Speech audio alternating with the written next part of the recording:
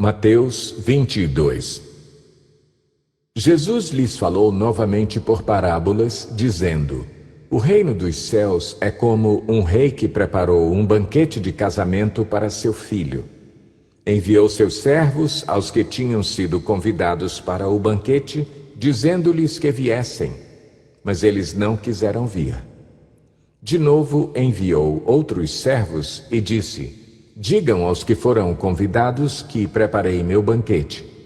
Meus bois e meus novilhos gordos foram abatidos e tudo está preparado. Venham para o banquete de casamento.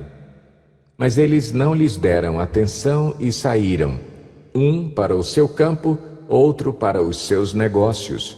Os restantes, agarrando os servos, maltrataram-nos e os mataram. O rei ficou irado e, enviando o seu exército, destruiu aqueles assassinos e queimou a cidade deles. Então disse a seus servos: O banquete de casamento está pronto, mas os meus convidados não eram dignos.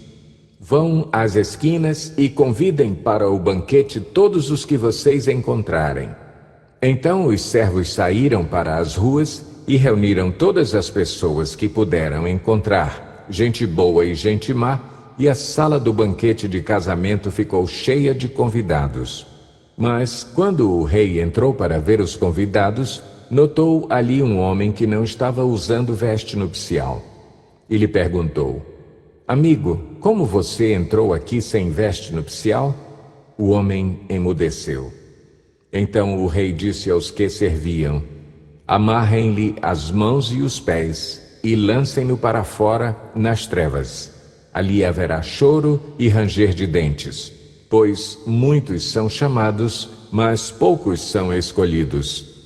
Então os fariseus saíram e começaram a planejar um meio de enredá-lo em suas próprias palavras. Enviaram-lhe seus discípulos junto com os herodianos, que lhe disseram: Mestre, sabemos que és íntegro e que ensinas o caminho de Deus conforme a verdade. Tu não te deixas influenciar por ninguém, porque não te prendes à aparência dos homens. Dize-nos, pois, qual é a tua opinião? É certo pagar imposto a César ou não?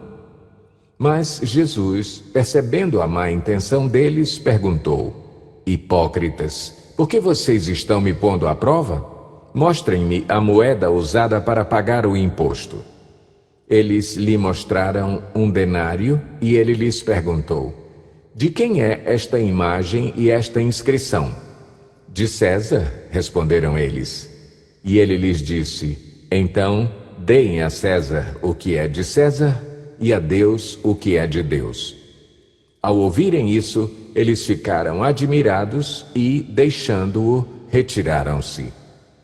Naquele mesmo dia, os saduceus, que dizem que não há ressurreição, aproximaram-se dele com a seguinte questão: Mestre, Moisés disse que se um homem morrer sem deixar filhos, seu irmão deverá casar-se com a viúva e dar-lhe descendência.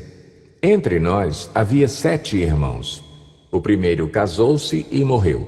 Como não teve filhos, deixou a mulher para seu irmão. A mesma coisa aconteceu com o segundo, com o terceiro, até o 7º. Finalmente, depois de todos, morreu a mulher. Pois bem, na ressurreição, de qual dos 7 ela será esposa, visto que todos foram casados com ela? Jesus respondeu: Vocês estão enganados porque não conhecem as Escrituras nem o poder de Deus. Na ressurreição, as pessoas não se casam nem são dadas em casamento, mas são como os anjos no céu. E, quanto à ressurreição dos mortos, vocês não leram o que Deus lhes disse: Eu sou o Deus de Abraão, o Deus de Isaque e o Deus de Jacó? Ele não é Deus de mortos, mas de vivos. Ouvindo isso, a multidão ficou admirada com o seu ensino. Ao ouvirem dizer que Jesus havia deixado os saduceus sem resposta, os fariseus se reuniram. Um deles, perito na lei, o pôs à prova com esta pergunta: Mestre, qual é o maior mandamento da lei? Respondeu Jesus: Ame o Senhor, o seu Deus, de todo o seu coração, de toda a sua alma e de todo o seu entendimento. Este é o primeiro e maior mandamento. E o segundo é semelhante a ele: ame o seu próximo como a si mesmo. Destes dois mandamentos dependem toda a lei e os profetas. Estando os fariseus reunidos, Jesus lhes perguntou: o que vocês pensam a respeito do Cristo? De quem ele é filho? É filho de Davi? Responderam eles. Ele lhes disse: então, como é que Davi, falando pelo Espírito, o chama Senhor? Pois ele afirma: o Senhor disse ao meu Senhor: senta-te à minha direita, até que eu ponha os teus inimigos debaixo de teus pés. Se, pois, Davi o chama Senhor, como pode ser ele seu filho? Ninguém conseguia responder-lhe uma palavra, e daquele dia em diante, ninguém jamais se atreveu a lhe fazer perguntas.